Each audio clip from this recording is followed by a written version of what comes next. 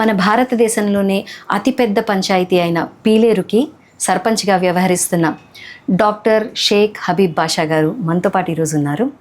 ఆయన రాజకీయ ప్రస్థానం అలాగే భవిష్యత్ ప్రణాళికలు ఏంటో కనుక్కుందామా? హబీబ్ గారు నమస్కారం. సో మీరు అన్నట్టుగా ఇండియాలోనే మన భారతదేశంలోనే అతిపెద్ద పంచాయతీ అయిన పీలేరుకి మీరు సర్పంచ్గా ఉన్నారు. మీ ఫీలింగ్ ఏంటి? నేను 2021 ఏప్రిల్ 4వ తేదీన జగనన్న ప్రభుత్వంలో మా రాజకీయ గురువు అయిన డాక్టర్ పెద్దిరెడ్డి రామచంద్ర గారు, మా యువకులందరికీ ఆదర్శం, మా ఎంపీ మిథున గారి ఆశీస్సులతో ఆశీర్వాదంతో, మా ఎమ్మెల్యే చింతరామన్ గారి సహాయ సహకారాలతో నేను 2021 ఏప్రిల్ 4వ తేదీన సర్పంచ్ ప్రమాణ స్వీకారం చేయడం జరిగింది. మరి సర్పంచ్గా నేను 14వ సర్పంచ్ని, ఇనానమస్ సర్పంచ్ని, ముఖ్యంగా పీలేరు యొక్క పట్టణ ప్రజల ఆశీస్సులతో ఇనానమస్ సర్పంచ్ అవ్వడం జరిగింది మేడం. మరి మీరు చెప్పినట్టుగా 2021 అంటే మనకి కోవిడ్ టైం కదండి. ఆ టైంలో మరి మీరు ఎలాంటి ఛాలెంజెస్ ఫేస్ చేశారు? నేను సర్పంచ్గా బాధ్యతలు తీసుకున్నప్పటికే ఫస్ట్ కరోనా అనేది రన్నింగ్లో ఉండింది మేడం. దాని తర్వాత మళ్ళీ సెకండ్ కరోనా వచ్చింది. సెకండ్ కరోనాలో ఏమంటే మాకు చాలామంది మనం అంతా చూసాం, మన దేశంలోనే మన కుటుంబ సభ్యులు కావచ్చు, బంధుమిత్రులు కావచ్చు, స్నేహితులు కావచ్చు, మనకు తెలిసిన వారు కావచ్చు, చాలామంది ఈ కరోనా సమయంలో ఈ కరోనా అటాక్ అయ్యే ఒక మహమ్మారి వ్యాధి రావడం వల్ల చాలామంది చనిపోవడం జరిగింది. మరి అటువంటి పరిస్థితుల్లో నేను ముఖ్యంగా చెప్పాల్సి మా గౌరవ వార్డు సభ్యులు, ముఖ్యంగా ఎందుకంటే మా గౌరవ వార్డు సభ్యుల యొక్క సహాయ సహకారాలతో పీలేరు పట్టణంలో ఏదైతే ఈ కరోనా శాతం ఏదైతే పెరిగినిందో అది తగ్గించడంలో మేము చాలా సఫలీకృతమైనామని చెప్పి గర్వంగా చెప్పగలుగుతాం. దానికి 2-3 ఉదాహరణలు ఉన్నాయి మేడం. అవి ఏవంటే ముఖ్యంగా మా పంచాయతీ కార్మికులు ఈ రోజుల్లో, ఇఫ్ యూ డోంట్ మైండ్, అందరూ నన్ను క్షమించాలా, కానీ ఈ యొక్క ముఖ్యంగా ఈ మీడియా ద్వారా, ఈ ఇంటర్వ్యూ ద్వారా టోటల్ ఎవరైనా దేశంలో అందరూ మా యొక్క వర్కర్స్ ఏ విధంగా కష్టపడుతున్నారు అనేది తెలియడానికి నాకు ఒక మంచి కార్యక్రమం ఇచ్చారు. మరి ఈరోజు ఏమంటే మా యొక్క పంచాయతీ వర్కర్స్ అంటే అందరూ పంచాయతీ వర్కర్స్ కావచ్చు, మున్సిపల్ వర్కర్స్ కావచ్చు, కార్పొరేషన్ కార్మికులు కావచ్చు, ఒక చిన్న చూపు ఉంది ప్రజలకి. వారు లేనిదే ఈ సమాజం లేదు మేడం. ప్రతిరోజు తెల్లవారుజామున 4 గంటలు వేస్తారు మేడం మా పంచాయతీ వర్కర్స్. 4 గంటలకు లేచి పంచాయతీ ఆఫీస్కి వచ్చి అక్కడ మస్టర్ వేసుకొని వారికి ఏ ఏరియా అయితే ఇచ్చారో ఆ ట్రాక్టర్ ఎక్కి టోటల్గా టౌన్లో ఉన్న ప్రతి ఇంటికి వెళ్ళి చెత్త సేకరించడంలో కానీ, కాలువలు శుభ్రపరచడంలో కానీ, వారికి నీరు వదలడంలో అయితే ఏమి, ఎలక్ట్రీషియన్లో లైట్లు వేయడంలో కానీ వారి యొక్క విశేష కృషి ఎన్నలేనిది, మరువలేనిది.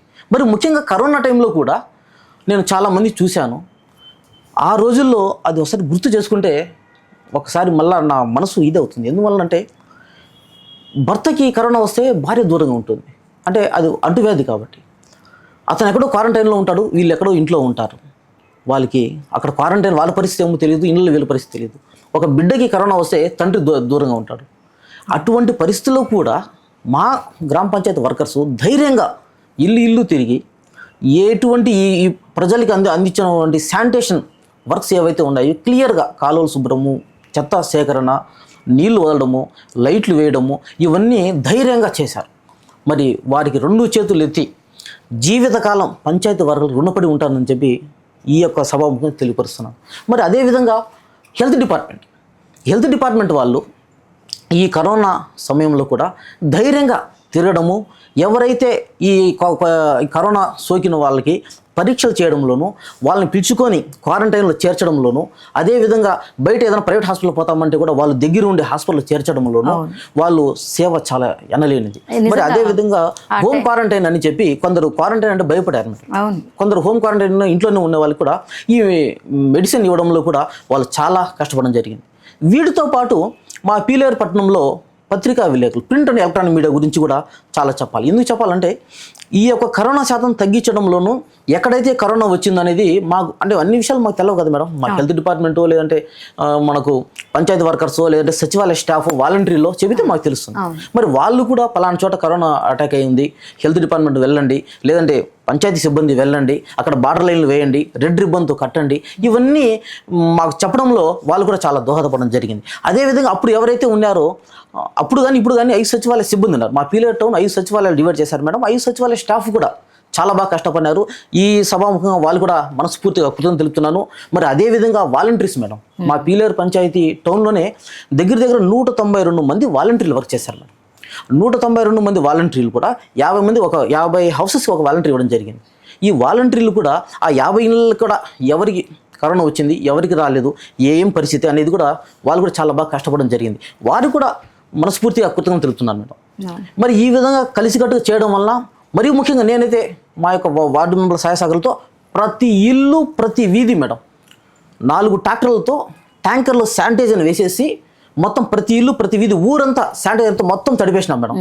ఈ కరోనా తగ్గించడంలో చాలా బాగా కష్టపడడం జరిగింది. అప్పుడు మా గౌరవ ఎంపీ మిథున్ గారు కూడా ఈ మిషన్స్ కూడా ఇవ్వడం జరిగింది మేడం. ఈ మన ఎవరైతే పేషెంట్స్ ఎవరైతే ఉంటారో వాళ్ళకి ఈ ఆక్సిజన్ ట్రాన్స్ఫర్ మిషన్స్ కూడా మా ఎంపీ గారు డొనేట్ చేయడం జరిగింది. అదేవిధంగా క్వారంటైన్ సెంటర్ పెట్టడం కూడా జరిగింది.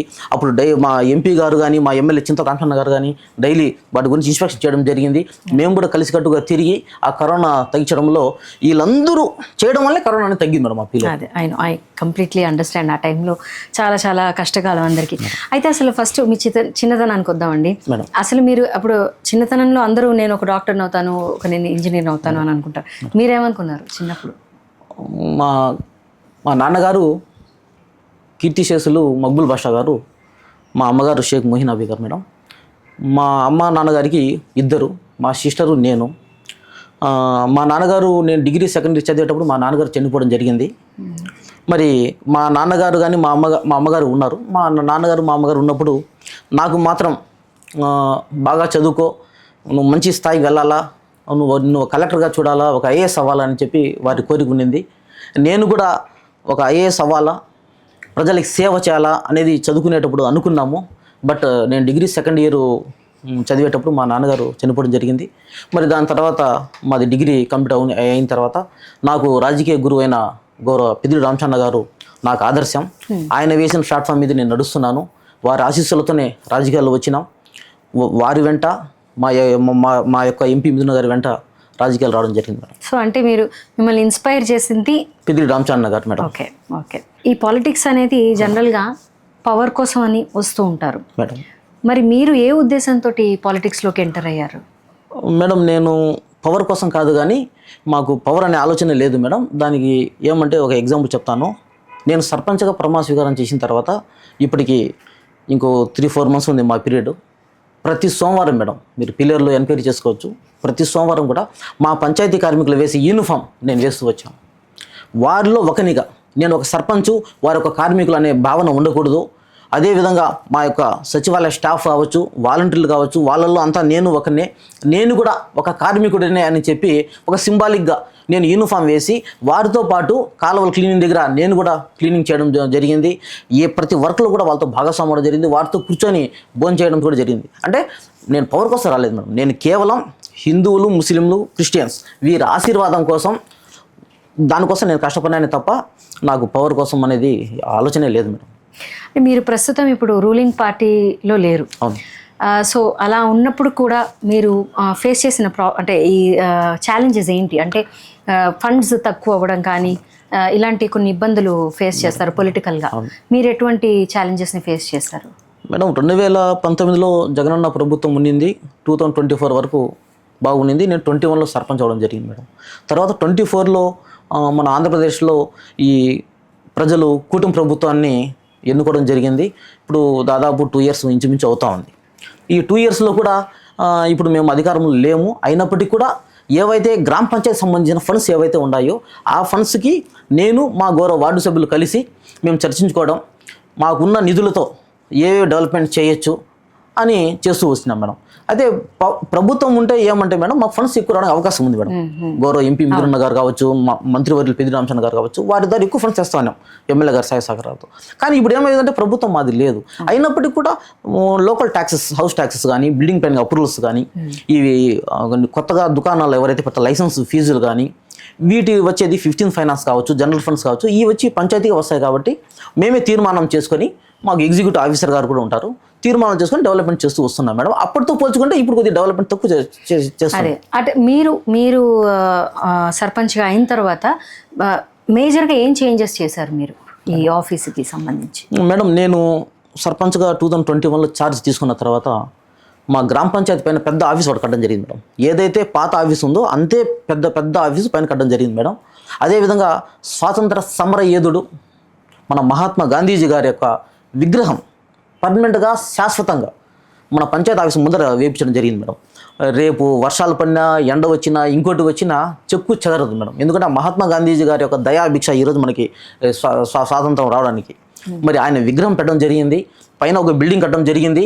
ఇంకోటి ఏమంటే గర్వకారణం పీలేరుకి దిక్సూచి గ్రామ పంచాయతీ ఆఫీస్ మీద 100 అడుగుల మీద కింద నుంచి పోస్తే 100 అడుగుల మీద నేషనల్ ఫ్లాగ్ పెట్టడం జరిగింది మేడం. ఇంతవరకు ఇండియాలోనే ఏ గ్రామ పంచాయతీ మీద కూడా లేదు మేడం, మేము పెట్టడం జరిగింది మేడం. అదేవిధంగా పీలేరులో చాలా చోట్ల రోడ్లు కావచ్చు, డ్రైనేజెస్ కావచ్చు, ఆర్ఓ వాటర్ ప్లాంట్ కావచ్చు, ఇవన్నీ డెవలప్మెంట్ చేయడం జరిగింది మేడం. మీకు చాలానే అవార్డ్స్, ఆ తర్వాత మంచి పురస్కారాలు వచ్చాయి. అండ్ మీరు చేసిన కార్యక్రమాలకి మీరు గ్రౌండ్ లెవెల్లో వర్క్ చేస్తారు అనేది కొన్ని ఆర్టికల్స్ వచ్చాయి. మీకు మీడియా తోటి సంబంధం ఎలా ఉంది ఇది? మేడం, వాస్తవంగా రాజకీయాల్లో ఉండే వాళ్ళకి మీడియా సహాయ సహకారము 100% ఉంటేనే మేడం. ఎందుకంటే మేము చేసేది ప్రజలకి తెలియాలంటే కేవలం ప్రజలకి మాకు మధ్య వారధి ఎవరంటే print and electronic media madam. Print and electronic media మాకు మొదటి నుంచి కూడా వారి యొక్క సహాయ సహకారం మమ్మల్ని అందిస్తున్నారు. వారి సహాయ సహకారం ఇందాక చెప్పాను, కరోనా టైంలో వాళ్ళు చాలా కష్టపడడం జరిగింది. అదేవిధంగా మాకు కూడా వారి యొక్క సహాయ సహకారాలు ఉన్నాయి. మేము ఏం చేస్తున్నా కూడా వారి ద్వారానే మేము ప్రజలకి తెలియపరుస్తున్నాం. దట్టు ప్రజలు పడుతున్న సమస్యలు కూడా అన్ని మాకు తెలియదు మేడం. మా దృష్టి వచ్చినా మేము చేయగలుగుతాం. మరి మా దృష్టికి ఏమైనా రావాలంటే కూడా వారి ద్వారా madam, print and electronic media. కాబట్టి ఈ సమాజంలో ప్రింట్ అండ్ ఎలక్ట్రానిక్ మీడియా పాత్ర చాలా ఉంది మేడం. మీరు రాజకీయాల్లో ఎంటర్ అయిన తర్వాత నాకు చాలా చాలా కష్టమైన ఏదన్నా ఒక పని అనిపించిందా, లేకపోతే ఇది చాలా కష్టకాలం అని అనిపించిందా? అలానే రాజకీయాల్లో వచ్చాక మీకు చాలా తృప్తినిచ్చింది, నేను జాయిన్ అయినందుకు నేను చాలా సంతోషంగా ఉన్నాను ఈ పని చేసినందుకు అనే 2 సందర్భాలు ఏమన్నా మాకు చెప్తారా? మేడం, ఇందాక ఫస్ట్లోనే చెప్పాను మేడం. ఇంకోటి ఏమంటే గ్రామ పంచాయతీ కార్మికుల గురించి చెప్పాలి మేడం. నేను వారి గురించి ఎక్కడికి పోయినా సందర్భం ఉన్నా లేకపోయినా వారి గురించి చెప్తాను. ఇప్పుడు మీరు అడిగిన చాలా మంచి ప్రశ్న మేడం. గ్రామ పంచాయతీ వర్కర్స్కి నా వెనకాల 13 మంది సర్పంచ్ వర్క్ చేశారు మేడం. ఈ 13 మంది సర్పంచులు వారి పాత్ర వాళ్ళు వహించారు. బట్ నేను ఛార్జ్ తీసుకున్న తర్వాత మేడం ఒకేసారి మా పెద్దిరెడ్డి రామచంద్ర గారిని, మిథున గారిని, చింత రామచంద్ర గారిని అడిగి 3000 రూపీస్ శాలరీ పెంచడం జరిగింది మేడం. గతంలో చాలా తక్కువ వాళ్ళు పెంచడం జరిగింది. నేనైతే ఒకేసారి డైరెక్ట్గా మా వార్డు మెంబర్లకు సహాయ సహకారాలతో 3000 రూపీస్ శాలరీ పెంచడం జరిగింది మేడం. అదేవిధంగా వారికి బట్టలు అయితే సంవత్సరం 2 జతలు బట్టలు ఇస్తాం మేడం, 2 జతలు చెప్పులు ఇస్తాం మేడం, ప్రతి నెల సోపు ఆయిల్ ఇస్తాం మేడం వర్కర్స్కి. ఇవన్నీ కరెక్ట్గా చేసుకోవచ్చు మేడం. ఇంకోటి కూడా ఏమంటే మేడం, స్టేట్ గవర్నమెంట్ కావచ్చు, సెంట్రల్ గవర్నమెంట్ కావచ్చు, 1వ తేదీ లేదంటే 5వ తేదీ లోపు శాలరీస్ పడతాయి మేడం. మా పంచాయతీ వర్కర్స్ కరెక్ట్ 1వ తేదీ వాళ్ళ అకౌంట్లో శాలరీస్ పడతాయి మేడం. ఆ విధంగా కష్టపడినాం మేడం. మరి మీరు ఇందాక ఇంకో మాట కూడా అడిగారు, ఏం చేశారు అని.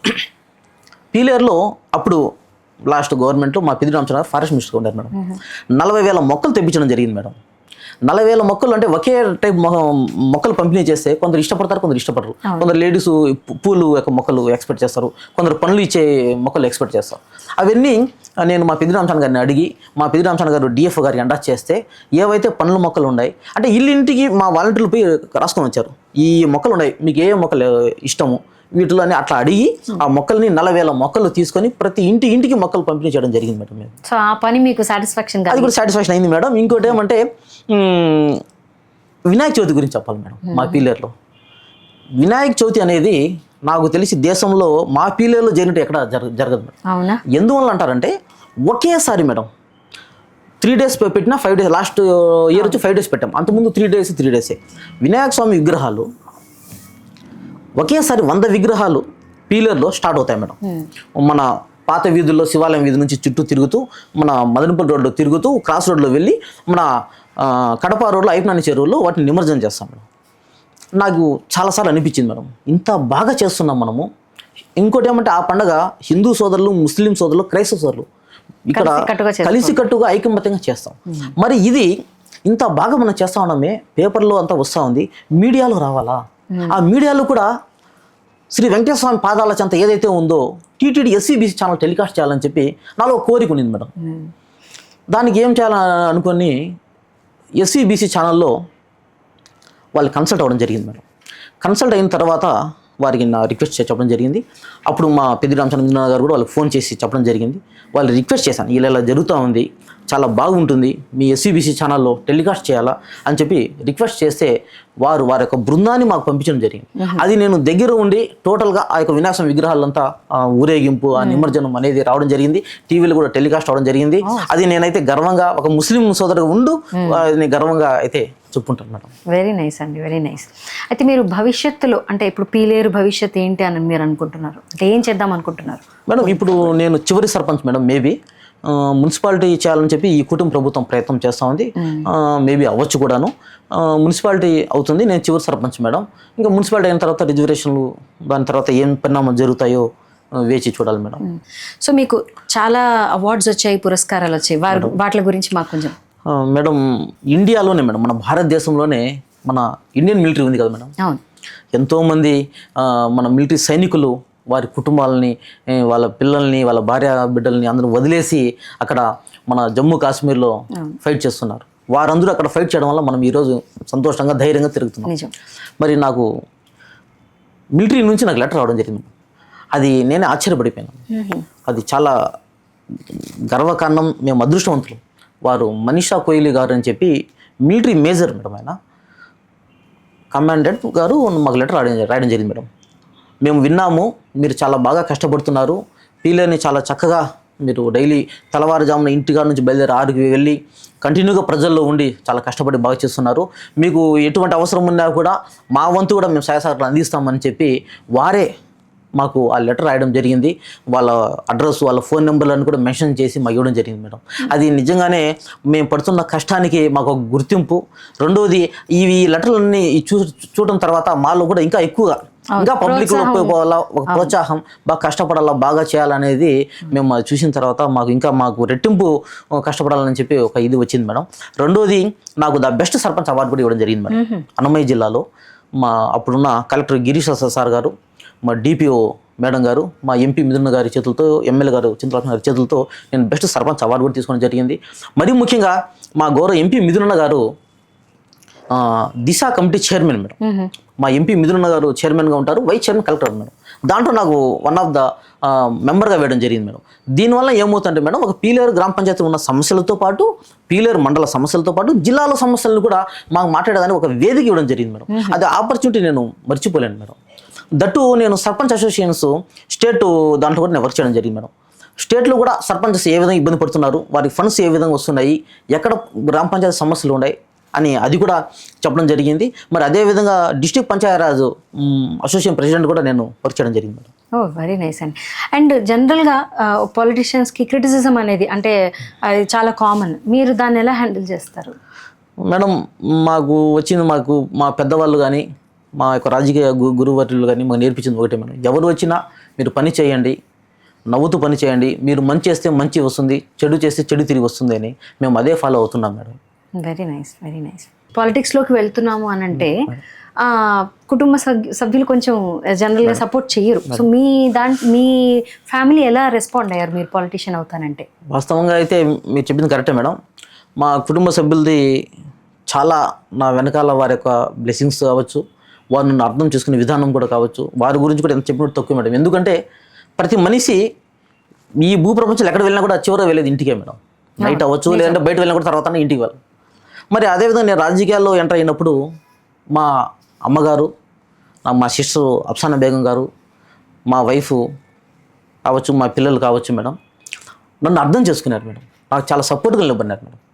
అరే మా మా మా సిస్టర్ అయితే మా బ్రదర్ కావచ్చు, మా వైఫ్ అయితే మా హస్బెండ్ కావచ్చు, ఆయన రాజకీయాల పోవాలని ఆడటం ఉంది, 10 మందికి సేవ చేయాలనే ఇది ఉంది, కాబట్టి వెళ్ళనివ్వలే అని చెప్పి వారి ప్రోత్సాహం ఉండటం వల్లనే నేను బయట ఈ విధంగా తిరగలుగుతున్నాను మేడం. ఎందుకంటే ఇంట్లో కూడా సమస్యలు ఉంటాయి, పిల్లలు, వ్యాపారాలు, ఇంకోటి. బట్ అవన్నీ ఇంట్లో వాళ్ళని అర్థం చేసుకొని నాకు వాళ్ళ ప్రోత్సాహం చాలా ఉంది. ఈ రోజుకి కూడా వాళ్ళ ప్రోత్సాహం ఉండటం వల్లనే నేను ఈ విధంగా బయట వెళ్ళి రాజకీయాలు రాగలుగుతున్నాం. దట్టు ప్రజలకు సేవ చేసేదానికి మంచి ప్లాట్ఫామ్ మేడం. అవన్నీ చేస్తున్నాం. మీకు మీ ఫ్యామిలీ అలాగే ప్రజల సపోర్ట్ కూడా మీకు చాలా ఎక్కువగా ఉంది కాబట్టి మీరు ఇందులో రాణించగలుగుతున్నారు. 100% మేడం. పీలేరు పట్టణ ప్రజల గురించి ఎంత చెప్పినా తక్కువ మేడం. ఎందుకంటే పీలేరు పట్టణ ప్రజలు చాలా బాగా అర్థం చేసుకున్నారు మేడం. రెండోది, పీలేరు పట్టణ ప్రజలు ప్రతి ఇంట్లో కూడా మీరు కనుక్కోవచ్చు, నా నెంబరు తెలియని వాళ్ళు లేరు మేడం. వాళ్ళకి ఏ చిన్న సమస్య వచ్చినా నాకు ఫోన్ చేస్తారు మేడం. నేను ఏ ఫోన్ వచ్చినా నేను లిఫ్ట్ చేస్తాను. ఒకవేళ మీటింగ్లోనో లేదంటే ప్రేయర్లోనూ ఉన్నప్పుడు తర్వాత ఎత్తలేను, కానీ తర్వాత మళ్ళీ నేనే ఫీడ్బ్యాక్ చేస్తాను మేడం. ఈ మాట ఇంకోటి చెప్పాలి మేడం. పీలేరులో 5 సచివాలయాలు ఉన్నాయి మేడం. 5 పార్ట్లు డివైడ్ చేయడం జరిగింది. ప్రతి సచివాలయం కూడా మేడం ఆ ఏరియాకి సంబంధించిన పబ్లిక్ ఎవరిపైనా కూడా సచివాలయంలో మన పంచాయతీ సెక్రటరీ గారు ఉంటారు, వెల్ఫేర్ అసిస్టెంట్, డిజిటల్ అసిస్టెంట్, మహిళా పోలీస్ వీళ్ళందరూ ఉంటారు. ఒక మనిషి వచ్చి అతని సమస్య ఎందుకు వచ్చినాడు, ఏ కారణం చేత వచ్చినాడు, అతని పేరు, ఫోన్ నెంబర్ అనేది ఒక డైరీ పెట్టడం జరిగింది మేడం, రిజిస్టర్ బుక్. దాంట్లో ఎంట్రీ చేసుకుంటారు. వెంటనే అతని పని చేయదకుంటే వెంటనే చేసేయాలా, లేదంటే 24 hours కానీ 40 hours కానీ టైం తీసుకొని చేయాలి మేడం. నేను ఏం చేస్తూ వచ్చాను కానీ నేను టౌన్లో ఉంటే ప్రతి సచివాలయం కూడా విజిట్ చేస్తాను మేడం. ప్లస్ ఆ బుక్స్ కూడా ఏవైతే రిజిస్టర్ బుక్ ఉన్నాయో వీక్లీ వన్స్ తెప్పించుకొని నేను వాళ్ళు మళ్ళీ ఫోన్ చేస్తాను. మీరు పలానా రోజు సచివాలయం వచ్చినారు, మీ పని అయిందా లేదా, మా సచివాలయ సిబ్బంది మీతో మర్యాదగా మాట్లాడినా లేదా, గౌరవంగా మాట్లాడిన లేదా, అవన్నీ వాళ్ళతో అడుగుతూ వచ్చాను. ఒకవేళ సరిగ్గా మాట్లాడకపోయినా, వారి పని కాకపోయినా మళ్ళీ అధికారులు వెంటనే ఫోన్ చేయడం, చేయండి అని చెప్పి రిక్వెస్ట్ చేయడం, ఇవన్నీ చేస్తూ వచ్చాం మేడం. ఇవన్నీ మాకు చాలా కొత్తగా పబ్లిక్లో వెళ్ళడం జరిగింది. వారు కూడా చాలా మంచి కార్యక్రమం, వాళ్ళ పనులు కూడా జరుగుతూ వచ్చినాయి. That madam over head tanks ఉన్నాయి మేడం మా పీలేరుతో.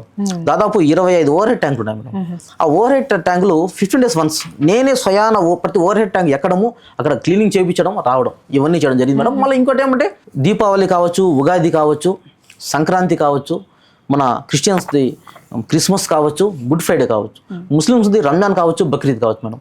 ప్రతి దేవాలయం, ప్రతి మసీదు, ప్రతి చర్చి మేడం లోపల వాష్రూమ్స్ కాడ నుంచి అన్నీ నేను, మా కుటుంబ మా పంచాయతీ వర్కర్స్ అంతా కలిసి వార్డు మేము సహాయ సహకారాలతో మొత్తం క్లీనింగ్ చేయడం జరిగింది. అదేవిధంగా బార్ లైన్ వేయడం జరిగింది. ముఖ్యంగా ఇంకో మాట చెప్పాలి మేడం, నా చేతులతో ప్రతి దేవాలయం, ప్రతి మసీదు, ప్రతి చర్చి మేడం సెకండ్ కరోనాలో శానిటేషన్ అంతా కొట్టాలంటే నేనే గన్ మిషన్లు ఎత్తుకొని ప్రతి దేవాలయము పోవడం జరిగింది, మసీదు పోవడం జరిగింది, చర్చి పోవడం జరిగింది. ఈ కరోనా తగ్గించడంలో చాలా కష్టపడడం జరిగింది మేడం. మీకు ఈ మొత్తం ప్రయాణంలో, ఈ రాజకీయ ప్రయాణంలో ఏదైనా సంఘటన బాధ కలిగించిందా మీకు? ఒక బాధాకరమైన విషయం ఏమంటే, ఒక అధికారి రావడం జరిగింది పీలేరుకి. అతను అత్యుత్సాహం ఎక్కువ చూపించడం జరిగింది మేడం. పోలీస్ డిపార్ట్మెంట్ అంటే నాకు ఎనలేని అభిమానం, గౌరవం. లా అండ్ ఆర్డర్ వాళ్ళ చేతుల్లోనే ఉంది. వారు మన ఇళ్ళలో పడుకుంటే వాళ్ళు రాత్రిలో ధైర్యంగా తిరిగి ఈ దొంగతనాలు, దోపిడీలు, ఈ మానభంగాలు, ఇవన్నీ డ్రగ్స్ ఇవన్నీ జరగకుండా చూస్తున్న బాధ్యత పోలీస్ డిపార్ట్మెంట్. పోలీసు వాళ్ళు అంటే నాకు చాలా గౌరవం. మరి గ్రామ పంచాయతీ ఆఫీసులో బోర్డు మీటింగ్ జరుగుతాయి మేడం. బోర్డు మీటింగ్ వచ్చి సర్పంచ్ అధ్యక్షం జరుగుతాయి. ఒక అధికారి అతను వాంటెడ్గానే పోలీస్ డిపార్ట్మెంట్ని పిలిపించి, అంటే వాళ్ళు చాలా మంచి వారే డిపార్ట్మెంట్ వాళ్ళు, మా మీద లేనిపోని వాళ్ళు ఏదో చెప్పేసి వాళ్ళని పిలిపించి గ్రామ పంచాయతీ ఆఫీసులో రసాబస చేయడం జరిగింది మేడం. అది మాత్రం నా జీవితంలో మర్చిపోలేని సంఘటన. అది ఎప్పటికన్నా కానీ ఈ విధంగా జరిగిండకూడదు, కానీ జరిగేలా చేసిన ఈ అధికారి మేడం. అది మాత్రం మాకు బాధ. ఎందుకంటే బోర్డు మీటింగ్ అనేది పీస్ఫుల్గా జరుగుతుంది, అక్కడ ఏమీ ఆర్గ్యుమెంట్స్ ఏమి ఉండవు, డెవలప్మెంట్ గురించి మాట్లాడుకుంటాం. కానీ పోలీస్ డిపార్ట్మెంట్స్ రావడము, ఇతను కొద్దిగా టూ మచ్గా బిహేవ్ చేయడం అది జరిగింది. అది మాకు మా లైఫ్లో అది ఒక బాధ. నాకు అనిపించింది ఏంటంటే, జనరల్గా పొలిటీషియన్స్ని మనం అప్రోచ్ అవ్వాలి అని అంటే చాలా కష్టం. అలాంటిది మీరే జనాల దగ్గరికి వెళ్ళి మీరు కార్యక్రమాలు చేస్తున్నారు. ఇట్స్ అ గ్రేట్ థింగ్ అండి. Wonderful, congratulations on that. మీరు భవిష్యత్తులో కూడా మంచి ప్రస్థానాన్ని కంటిన్యూ చేయాలి పొలిటికల్గా అని ఆశిస్తున్నాను తప్పకుండా. అండ్ ఆల్ ది బెస్ట్ అండి. ఇలాగే జనాలందరికీ, మీ ప్రజలందరికీ కూడా మీరు సహాయ సహకారాలు అందిస్తారని కోరుకుంటున్నాను. థ్యాంక్ యూ సో మచ్ అండి.